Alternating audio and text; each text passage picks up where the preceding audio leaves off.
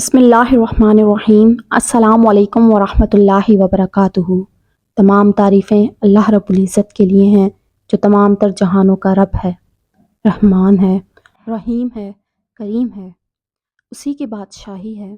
میں گواہی دیتی ہوں کہ اللہ کے سوا کوئی معبود برحق نہیں اور محمد صلی اللہ علیہ وآلہ وسلم اللہ کے بندے اور رسول ہیں۔ ناظرین، آج کے اس ویڈیو میں اس صحابی رسول صلی اللہ علیہ وآلہ وسلم کا ذکر کروں گی کہ جن کے متعلق آپ صلی اللہ علیہ وآلہ وسلم نے ارشاد فرمایا کہ اگر میری لڑکی ہوتی تو تجھے اپنا داماد بنا لیتا۔ یہ کون سے صحابی ہیں، ان کی حیات طیبہ پہ نظر ڈالیں گے تو آج کی ویڈیو کو مکمل دیکھیے گا۔ حضرت تمیم داری رضی اللہ تعالی عنہ شام کے رہنے والے تھے، قبیلہ لخم سے نسبی تعلق تھا اور مذہباً عیسائی تھے۔ رسول اللہ صلی اللہ علیہ وآلہ وسلم نے گزارے کے لیے شام میں ایک قریہ عینو کا ایک حصہ آپ کو دے دیا تھا۔ اس کی تحریری سند بھی لکھ دی تھی، مگر دیار محبوب کی محبت نے وطن کی محبت فراموش کر دی، چنانچہ عہد نبوی کے بعد خلفائے ثلاثہ کے زمانے تک آپ مدینہ میں ہی رہے۔ فتح الباری میں ہے کہ حضرت عمر رضی اللہ تعالی عنہ نے تراویح باجماعت قائم کی تو مردوں کا امام حضرت ابی بن کعب رضی اللہ تعالی عنہ کو مقرر کیا اور عورتوں کا امام حضرت تمیم داری رضی اللہ تعالی عنہ کو مقرر کیا۔ ایک مرتبہ روح بن زنبا رضی اللہ تعالی عنہ آپ کی خدمت میں گئے تو دیکھا کہ گھوڑے کے لیے جو کو صاف کر رہے ہیں اور گھر کے تمام لوگ آپ کے ارد گرد بیٹھے ہیں۔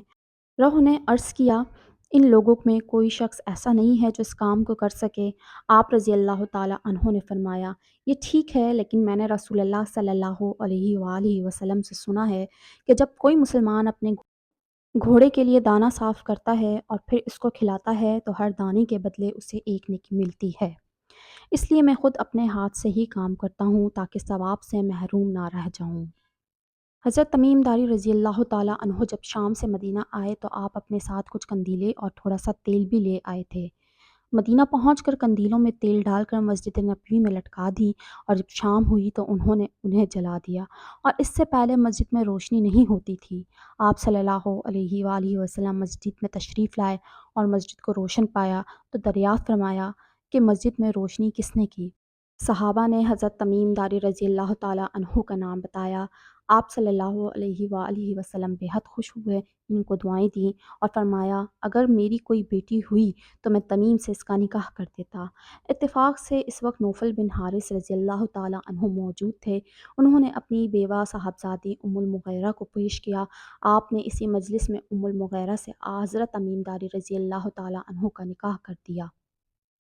حضرت تمیم داری رضی اللہ تعالی عنہ نے ایک مرتبہ ایک بہت قیمتی جوڑا خریدا تھا۔ جس روز ان کو شب قدر کی توفیق ہوتی تھی اسے اس روز پہنتے تھے۔ حضرت عمر فاروق رضی اللہ تعالی عنہ کے زمانہ خلافت میں ایک مرتبہ مقام حرہ میں آگ لگی۔ حضرت عمر رضی اللہ تعالی عنہ حضرت تمیم داری رضی اللہ تعالی عنہ کے پاس آئے اور ان سے واقعہ بیان کیا۔ حضرت تمیم داری رضی اللہ تعالی عنہ وہاں گئے اور بے خطر آگ میں گھس گئے اور اسے بجھا کر صحیح و سالم واپس چلے آئے۔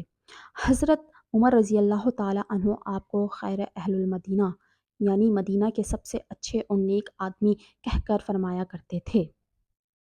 عہد نبوی کے بعد خلفائے ثلاثہ کے زمانے تک آپ مدینہ ہی میں رہے۔ حضرت عثمان رضی اللہ تعالی عنہ کی شہادت کے بعد فتنہ فساد شروع ہوا تو آپ بدل نخواستہ مدینہ چھوڑ کر اپنے وطن شام چلے گئے۔ حضرت تمیم داری رضی اللہ تعالی عنہ کی زندگی پر جو نظر ڈالی ہے، امید کرتی ہوں آپ لوگوں کی معلومات میں اضافہ ہوا ہوگا اور اس سے آپ لوگوں کو بے حد فائدہ ملا ہوگا۔ مزید نیو انفارمیٹیو ویڈیوز دیکھنے کے لیے آپ لوگ میرے چینل کو سبسکرائب کر دیں تاکہ آنے والی مزید نیو ویڈیوز آپ لوگوں کو ملتی رہیں۔ تب تک کے لیے آپ لوگوں سے اجازت چاہتی ہوں۔ اللہ نگہبان۔ السلام علیکم ورحمۃ اللہ وبرکاتہ۔